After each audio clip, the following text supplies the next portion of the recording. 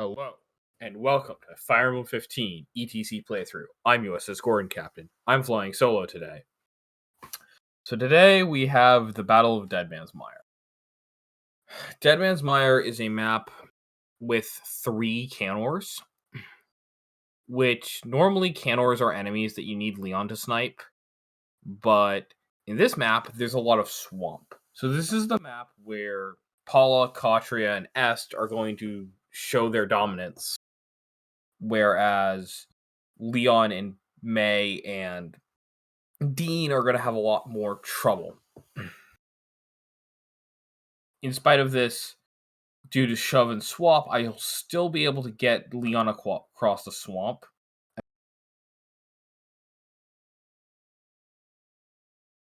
As you'll see here. One in particular is that this is one of the first maps that's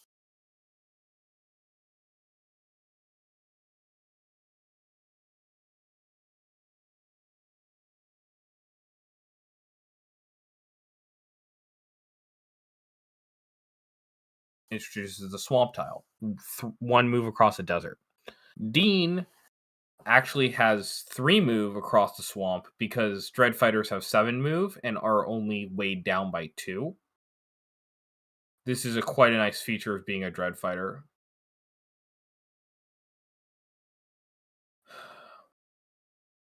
This is the first map in the game where Pegasus Knights actually are completely dominant.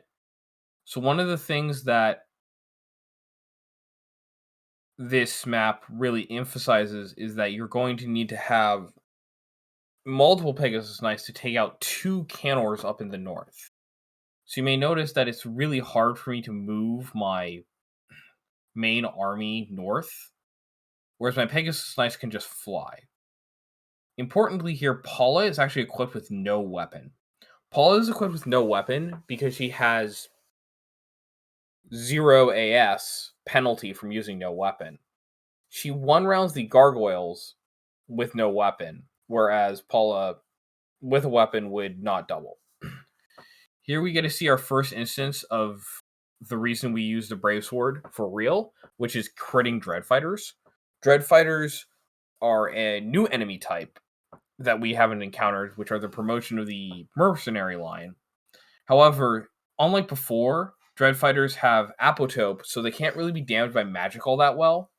So instead, we have to rely on a different method of killing Dread Fighters. And the only reliable method of killing Dread Fighters is crits with a Brave Sword.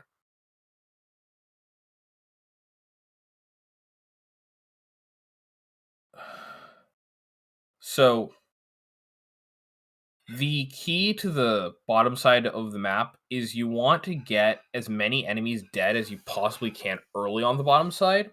So that way you can trade Leon into the top side of the map to kill an enemy Canor that will be damaged. Also important to do is to get have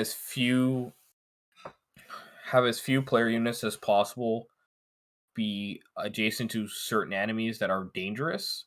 Certain enemies are not very dangerous in this game, where certain enemies are very, very dangerous. Specifically, Canors are very dangerous to Leon. And so an important part of strategy is to make sure that the Canor that is immobile, which is the Canor in the center that has Fortify, stays in the center. Here I get to use a little trick with the Saunion.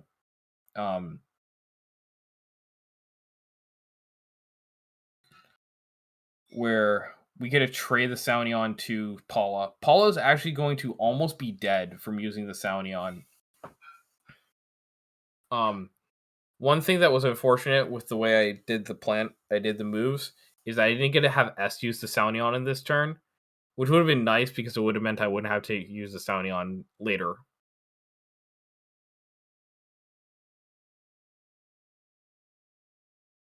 Okay. Because the enemy activated the retreat AI, I won't have to worry about combat with him, because he just always retreats unless he can kill somebody. Even if he can kill somebody, because he's a counter. Counters are for some reason pacifists.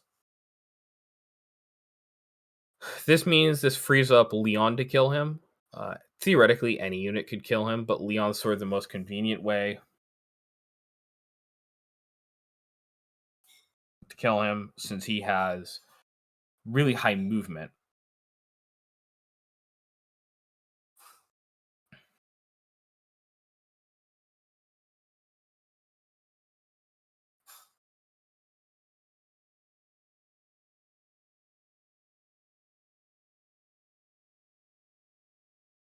The cleanup step for this involves one interesting tactic.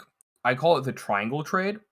So, the basic theory is that you can get 3 player units to be in 3 range of the counter.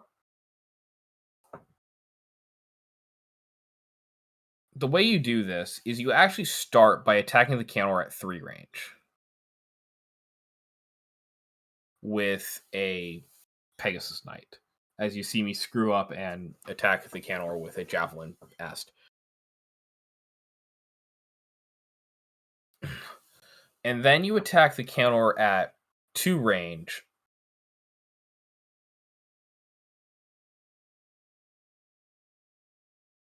um, with your Pegasus Knight, and then you attack him at 3 range again. I didn't need to do that in this attempt because what I was able to do is I was able to rely on the fact I'm able to rely partially on a couple of interesting tidbits. Namely, the fact that Est will survive. Namely, the fact that Est and Paul Contra can survive. But that's a useful tactic if you don't have your unit survive. So killing that counter finishes the map, and that is Dead Man's Mire cleared in 4 turns. I'll see you guys next time for Dragon Shrine, Dragon Fight, and Dolth Keep. Bye.